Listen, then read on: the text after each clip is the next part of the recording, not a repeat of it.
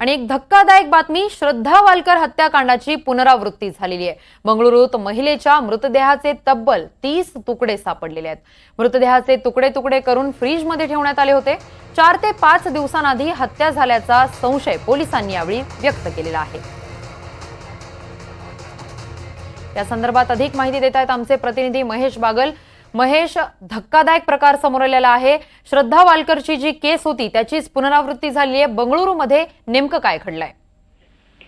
काही महिन्यांपूर्वी दिल्लीमध्ये घडलेल्या श्रद्धा वालकर खून प्रकरणाची पुनरावृत्ती पुन्हा एकदा बंगळुरूमध्ये झाल्याचं समोर आलेलं आहे। बंगळुरूमधील व्यालाकली या परिसरात एका 1 BHKच्या घरात राहणाऱ्या महालक्ष्मी या 26 वर्षीय महिलेचा खून करण्यात आलेला आहे आणि हा खून इतक्या भयानक पद्धतीने करण्यात आलेला आहे की तिच्या मृतदेहाचे 30 तुकडे करून ते फ्रीजमध्ये ठेवण्यात आलेले होते।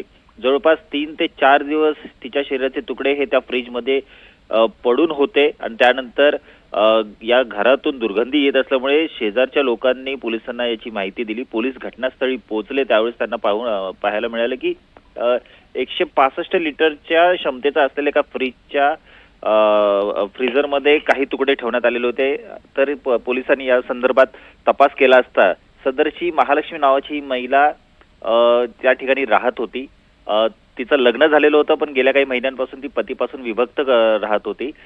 एका मॉलमध्ये ही महिला काम करत असून तिचा नवरा हा काही महिन्यांपासून एका आश्रमशाळेत काम करत होता। ही घटना जेव्हा घडली तेव्हा पोलिसांनी तिच्या पतीला याची सूचना केली, माहिती दिली आणि त्यानंतर तोही घटनास्थळी आला होता।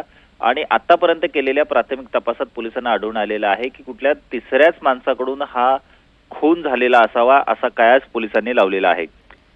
घटनास्थळावरून पोलिसांनी काही फिंगरप्रिंट्स घेतलेले आहेत। फॉरेन्सिक टीम त्या ठिकाणी आलेली होती, डॉग स्क्वॉड त्या ठिकाणी आला होता आणि अशा प्रकारे पोलिसांनी आता तपास सुरू केलेला आहे। आतापर्यंत या संदर्भात काही संशयितांची ओळख झाल्याचंही सांगितलं जात आहे आणि एकंदरीत पाहता पुढच्या तपासात काही जणांना अटक होईल असं पोलिसांनी सांगितलंय। नक्कीच महेश, धन्यवाद तुम्ही दिलेल्या या सविस्तर माहितीसाठी।